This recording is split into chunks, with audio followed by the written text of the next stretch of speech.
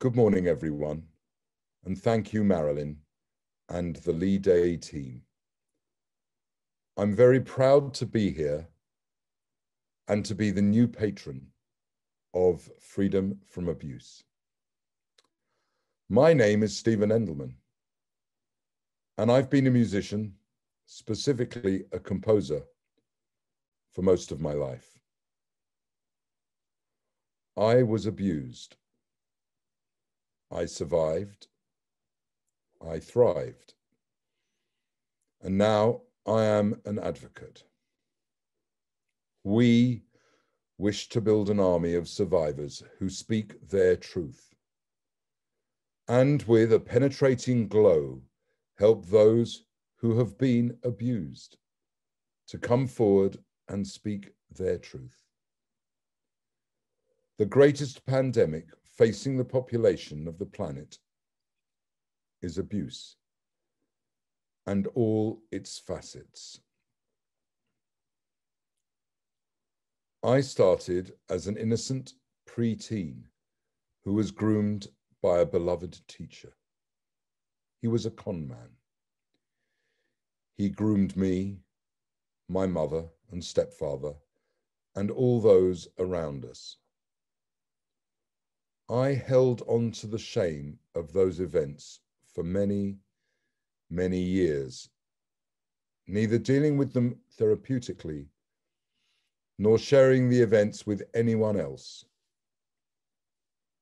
I moved through life driven, becoming successful at my chosen path. But I didn't take care of my emotional self.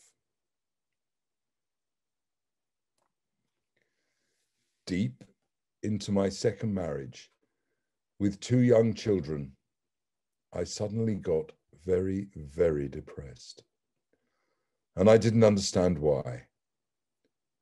I had a sinking feeling, which I couldn't explain. And I lay in bed wondering if I was going to become the abuser. Sleepless nights with hard-working days led to more downward, distressed and depressed thoughts. Eventually, I wished my maker would take me away. I was done. I was ready to die. I lay in bed wanting to die.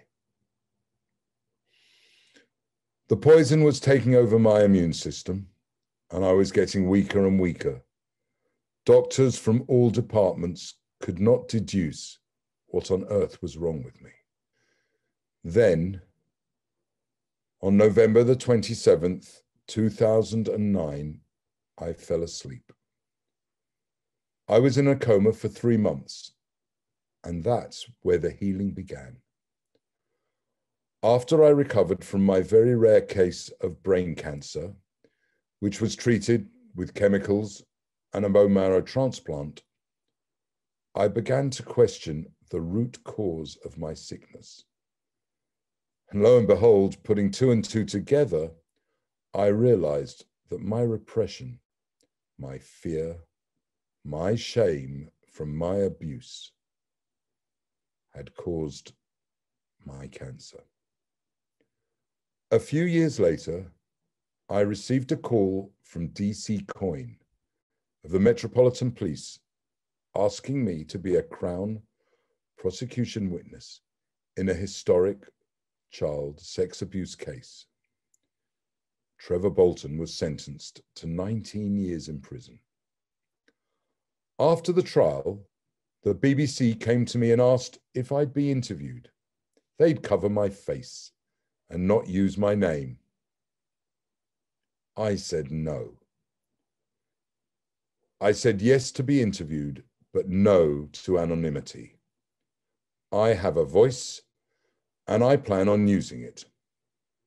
That is why I made a boy, a man, and a kite. It was my way of shining a light on events in my life that could perhaps help others come forward and speak their truth.